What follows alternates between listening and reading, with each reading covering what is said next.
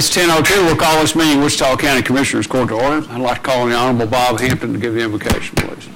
Let's pray. Heavenly Father, we thank you for so many blessings. We thank you for this beautiful day and the rain that we've experienced. And we just give you all the credit, Heavenly Father. This rain in August is not only a blessing, but it's a miracle. And so we praise you. Guide and direct us. We thank you for your presence here today as we do your county business, and we thank you for these leaders.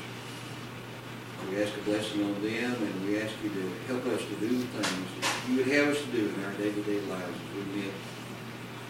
we meet our fellow man. All this we ask in your most precious name. Amen. Thank you. Join me in pledge of allegiance.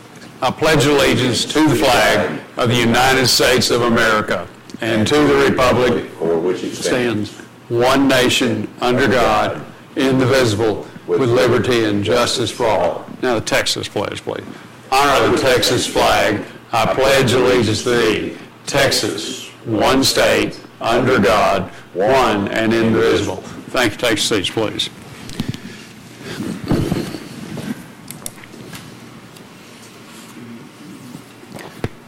If I could ask the court to take action on the consent agenda, please. Judge, I've been to the consent agenda and would move for approval. I will second the motion. Okay, motion by Commissioner Preston, second by Commissioner Mahler to approve the consent agenda. Any comments or questions? All in favor, signify by saying aye. Aye. Opposed, same sign. Motion carries 5-0. Item number 1 is to review and approve the emergency and regular bills for payment. Judge, I reviewed the emergency and regular bills. Move we approve. I'll second that, Judge. Thank you. Motion by Commissioner Norris, second by Commissioner Gonzalez to approve the emergency and regular bills for payment. Any comments or questions? All in favor, signify by saying aye. Aye. Opposed, same sign. Motion carries 5-0. Item number 2 is discuss, consider, take action to approve the county treasurer's report for June of 2014 and authorize the commissioners and county judge to sign the affidavit certifying the compliance with section 114.026C of Local Government Code, June 2014. Sir. Honorable Judge, to Stevens Court, my favorite precinct 2 commissioner. You have the numbers in front of you, and if you have any questions, I'd be glad to address it. Just to give you a quick snapshot, we're 1% ahead of where we were this time last year. Yeah, overspent or underspent, Ross? We're to the good. We're in the black. Okay, good. Always have to ask that. Which is a nice piece of change. Okay. I think, you're aware of those things we're looking at that are going to be expenditures probably by the end of the year. That's probably those remodeling efforts and things we're going to do and do some takedown of that balance to where, and that's what it was budgeted for. And the county clerk's office, eventually the annex, and that we're looking at for 2015 and 2016 expenditures on it. Well, Mr. Wall is just excellent to work with, and he kind of gives me an idea of how we need to keep our money. So I'll be speaking of that, since you brought that up. Yes, sir. Citrix deal. CTERS. Yeah. Yeah. C something. Yeah. From the state. When do we need to start drawing down on that? Don't we pay and then they reimburse? Yes, sir. And they're saying, and I don't. Marine Corps. Yeah. Background kicks in on that. Right. If we had some Marines doing the finance, I'd feel better about it. But they start out saying they'd have money back in 2 weeks. 2 weeks. Okay. Okay. I think we're at 6 weeks now. Commissioner's the project They manager. got that down. Yeah. The day the government pays in 2 weeks, Judge, will be the day I whistle Dixie. Yeah. But they did actually, that was the first word that we had, and everybody kind of rolled their eyes a little bit.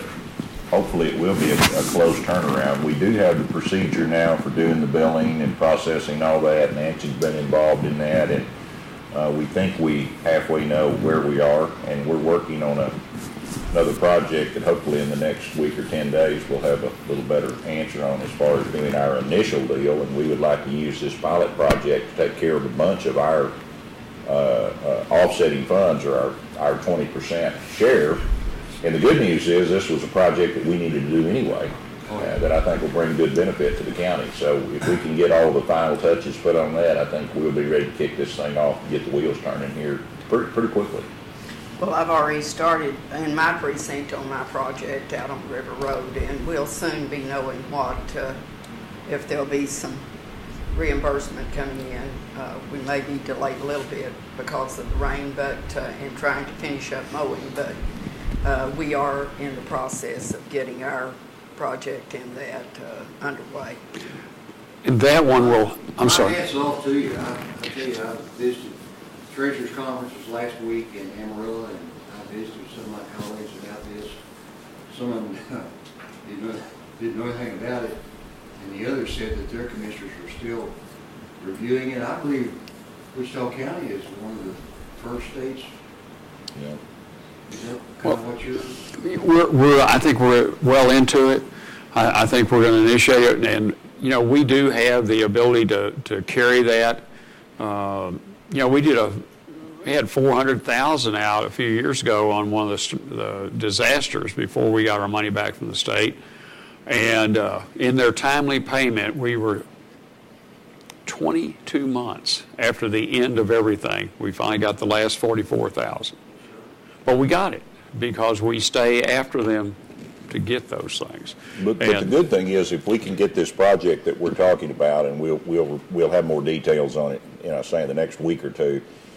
It's a project that we wanted to undertake anyway. We think it very well qualifies for this, and this is something that we were going to budget and do anyway, and this could take up a bunch of our 20% cost share. And if that is a fact, then we will have that project completed. We'll have a bunch of our 20% invested, and then from there on, we can draw nearly total reimbursement back from the state. At least that's how we've got it planned. So it should help our cash flow situation and should make this thing work good. But so far, it's all coming together. So. Well, and Bob, what we're going to have to watch for that is if we pay this other out and it covers that, then we, instead of doing our labor and our equipment towards the 20%, we're actually going to bill the state for that. There's still a cap on the total amount of money. Right. So we may have to revise our project list. And then the project the commissioner's talking about, there will be a sizable cash outlay because she's going to be buying blacktop and paying for it to be put down on River Road. So that's probably... But also we're keeping a different track of the time and effort we spend on that road, and also the materials that we're purchasing, we're earmarking and keeping that all in, so it will definitely go toward that. But you'll probably have $100,000 outlay for material. Probably will. So that's going to be this summer, but there should be money. The neat thing about this, we can use budget funds, and then for 2015, there is money in that we're setting up a CTERS account, but with some of the commissioners moving their projects along within this year, then it's going to change maybe some of that cash impact. Because you've got two challenges. You've got the cash flow challenge, which when we do a project, it's got to be paid for. Yes. And then you wait for reimbursement. So that's the one challenge. The other one is that you've got to do detailed accounting work to qualify for all this stuff. I mean, you've got to mark down every hour, every vehicle mile, every motor grader hour, everything. Every person that's involved. It's got to be an extremely detailed deal. But the good news is it could mean $1.2 million to Wichita County. Yes. And it will help us catch up on some projects that we desperately need to do, which might be above and beyond our capability budget-wise during a normal year. And I think the best part of this is, if this is well managed and well received, I think there's a good possibility that the next legislature could extend this program and we could be up for another round, which would allow us to really bring some of this infrastructure up to date that we just don't have the budget year to year to do. So there's a lot of positives, but it is going to be a real detailed bookkeeping nightmare, and we are going to have to watch our cash flow on this deal because we're going to have to front the money. So, but we think we've got a plan that'll make this thing work. I think it's going to bring a lot of benefits to Wichita County.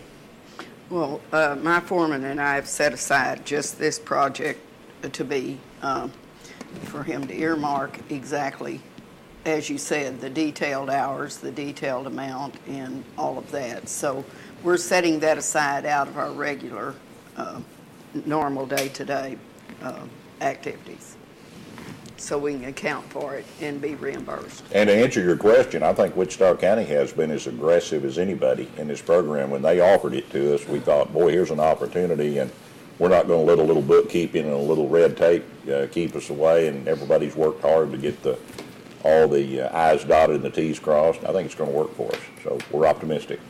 Could I have a motion then to accept the report and authorize Commissioners Court to sign it?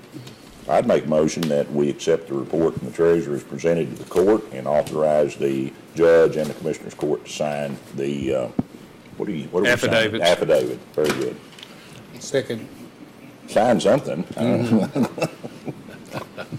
Sign the paper. Sign the paper. Yeah. Sign the paper. I could have said check. We wouldn't want to do that. No, it's but not. No, it's not a check. No. Okay. Thank you, Mr. Hampton. There's a motion by Commissioner Muller, a second by Commissioner Gonzalez to approve the item as stated. Any other comments?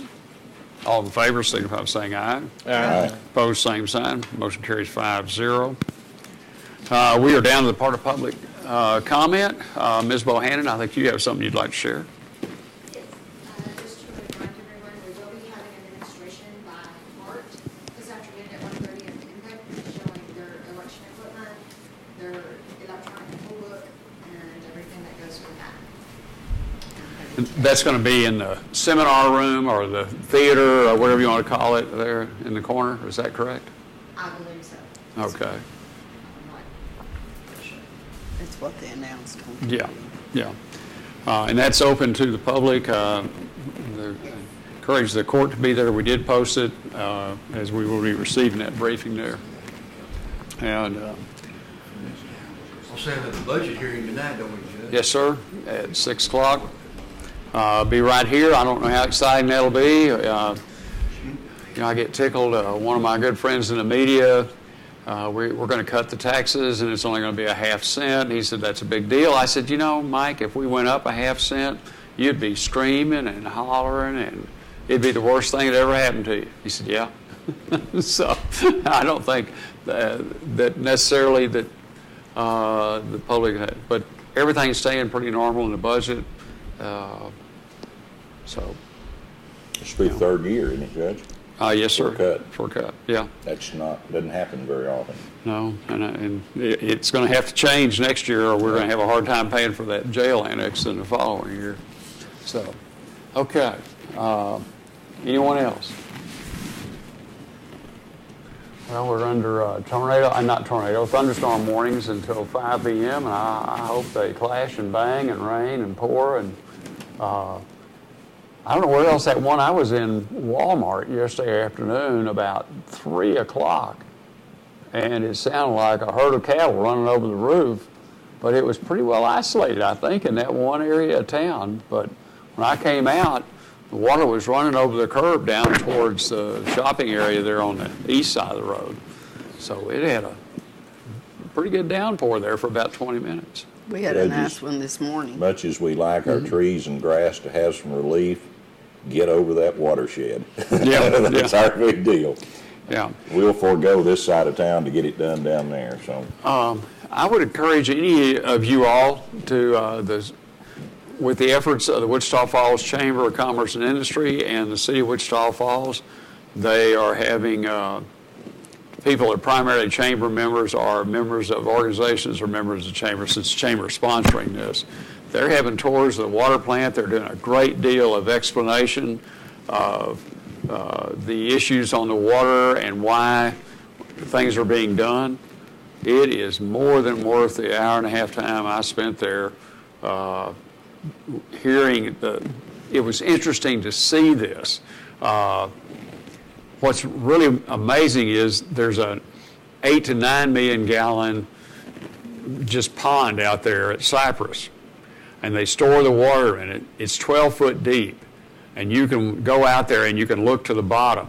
They have problems with that water, the effluent, being so pure that they have to treat the water out there for algae every once in a while because of the sunlight coming in and hitting on the bottom, and then therefore causing the algae to grow. But someone asked, and I thought this is the first time I heard this, or I caught on, maybe that was the thing, but the explanation of why they're going to move the water to Lake Arrowhead once the lakes come up enough is then that means Lake Kemp will be back online, and the water out of Lake Kemp will be treated to be used at the RO plant, while the water that's put into Lake Arrowhead will come back through the normal processing. Well, that kind of makes pretty good sense. I couldn't understand at first why you'd change that around, but it's in order to use that other water source. And of course, I think, and something that hadn't been brought out enough, is when the RO plant was being built and that caused water bonds, everybody was griping about that. Had that not been done, we don't know what serious water problems we might have had. Had that not been done when it was done, and worked through and has kept us from being as bad off. But it's been kind of interesting to see the other articles emerging of talking about other cities, other places in Texas that water is every bit. And now after they got through laughing at us, they're starting to say, now how'd y'all do that? Yeah. So our city. Judge, I'm sorry, go ahead. 28th. 28? Yeah, and call through the chamber, and you guys could probably ride in on, I pay for the county's membership, and you could probably ride in on that, but Kevin Pearson is one that's coordinating that. Judge, there was a team here last week doing a water documentary across the entire state, and they had toured the water plant out there that morning, and it was amazing. They were talking about how much farsight and how far-reaching that the city of Wichita Falls was to put that RO plant online and in the budget back prior to a crisis. And that generally doesn't happen. You do things to react to a crisis, but boy, had that not been done at the time, we would really be in dire straits right now. So it was interesting that they picked up on the fact that somebody, somewhere, and I don't know who takes credit for that, was really thinking ahead when they built that deal. Well, and I thought the article where they interviewed George Bonnet and Gary Cook shed a little more light on things. But I think what people don't realize, there's only one natural lake in Texas